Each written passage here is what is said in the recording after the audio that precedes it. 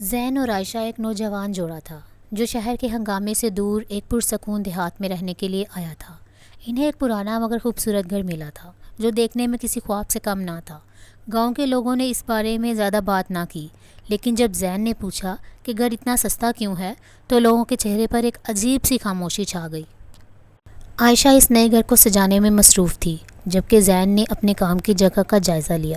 لیکن جیسے ہی انہوں نے گھر کے ہر کونے کو دیکھا، انہیں ایک چیز نے حیران کیا۔ گھر کے پچھواڑے میں ایک قدیم سرخ دروازہ تھا جو زنگ آلودہ تھا۔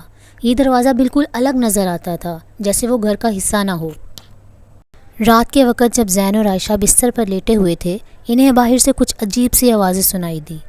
زین نے کھڑکی سے جھانکا تو کچھ بھی نظر نہ آیا، لیکن اس کے دل میں ایک عجیب سا خوف پیدا ہو گیا۔ اس نے عائشہ کو بتایا تو وہ بھی بے چین ہو گئی۔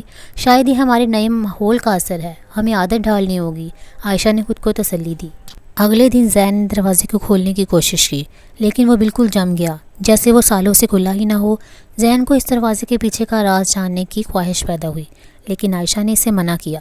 ہو سکتا ہے یہ دروازہ کسی پرانے اسٹور روم یا تہہ خانے کی طرف جاتا ہو، ہم بعد میں اس کا جائزہ لے لیں گے۔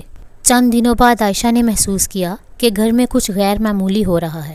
کبھی کمرے میں چیزیں اپنی جگہ سے ہل رہی ہیں، کبھی دروازہ خود بخود کھل رہا اور بند ہو رہا ہے۔ ایک رات عائشہ کو محسوس ہوا جیسے کوئی اس کے بستر کے قریب کھڑا ہے، لیکن جب اس نے آنکھیں کھولی تو وہاں کوئی نہ تھا۔ زین نے جب یہ بات سنی تو اس نے فیصلہ کیا کہ وہ اس بات کی جڑ تک پہنچے گا۔ اس نے گاؤں کے ایک پرانے شخص سے ملاقات کی جو اس علاقے کے بارے میں بہت کچھ جانتا تھا۔ اس نے زین کو بتایا کہ یہ گھر ایک قدیم بھوتیا مقام کے اوپر بنایا گیا ہے۔ وہ سرخ دروازہ اس مقام کی طرف جانے کا راستہ ہے جو سالوں سے بند ہے۔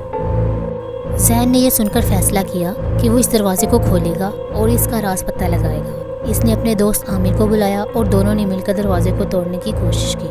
جیسے ہی دروازہ کھلا، ایک زوردار چیخ سنائی دی اور دونوں خوفزدہ ہو کر پیچھے ہٹ گئے۔ دروازے کے پیچھے ایک تاریک راہداری تھی جو زمین کے نیچے کی طرف جا رہی تھی۔ عائشہ نے انہیں روکا، لیکن زین نے کہا ہمیں یہ پتہ لگانا ہوگا کہ یہ جگہ کس لیے استعمال ہوتی تھی اور اس کے پیچھے کا کیا راز ہے۔ وہ دونوں آہستہ آہستہ راہداری میں اترنے لگے۔ جیسے ہی وہ نیچے پہنچے، انہیں ایک بڑا ہال نما کمرہ نظر آیا جہاں دیواروں پر عجیب و غریب نشانات بنے ہوئے تھے۔ کمرے کے بیچوں بیچ ایک قدیم صندوق رکھا ہوا تھا جس پر خون کی طرح کا سرخ رنگ لگا ہوا تھا۔ زین نے صندوق کھولنے کی کوشش کی، لیکن جیسے ہی اس نے صندوق کو چھوا، کمرے کی دیواریں ہلنے لگیں۔ اچانک کمرے میں ایک سایہ نمودار ہوا جو آہستہ آہستہ ان کے قریب آتا گیا۔ عامر چیخ مار کر بھاگ گیا، لیکن زین اس سایہ کے سامنے کھڑا رہا۔ تم یہاں کیوں آئے ہو؟ سایہ نے ایک بھاری آواز میں کہا۔ زین کے جسم میں سردی کی لہر دوڑ گئی، لیکن اس نے ہمت کر کے پوچھا تم کون ہو؟ سایہ نے آہستہ آہستہ بتایا کہ وہ ایک قدیم روح ہے جسے سالوں پہلے یہاں قید کر لیا گیا تھا۔ یہ دروازہ میری قبر کا دروازہ ہے اور جب تک کوئی اس دروازے کو کھول نہیں دیتا میں اس جگہ سے آزاد نہیں ہو سکتا، لیکن اب تم نے مجھے آزاد کر دیا ہے اور میں اپنی انتقام کی آگ میں جل رہا ہوں۔ زین نے خوفزدہ ہو کر پوچھا انتقام کس سے؟ سایہ نے کہا ان لوگوں سے جنہوں نے مجھے یہاں قید کیا تھا۔ لیکن زین نے محسوس کیا کہ شاید وہ لوگ اب بھی زندہ نہ ہوں تو اس روح کا انتقام کس سے ہوگا؟ جیسے ہی زین اور عامر واپس آئے، ان کے ساتھ عجیب و غریب واقعات پیش آنے لگے۔ عامر کی حالت دن بدن بگڑنے لگی اور ایک رات اس نے اپنے ہی گھر میں خودکشی کر لی۔ زین کو احساس ہوا کہ اس نے ایک بہت بڑی غلطی کی ہے اور اس کی وجہ سے یہ بدروح اب آزاد ہو چکی ہے۔ زین نے عالم دین سے مشورہ کیا اور اس نے کہا کہ واحد حل یہ ہے کہ اس دروازے کو دوبارہ ہمیشہ کے لیے بند کر دیا جائے اور اس پر کچھ مقدس کلمات لکھے جائیں تاکہ وہ روح دوبارہ کبھی آزاد نہ ہو سکے۔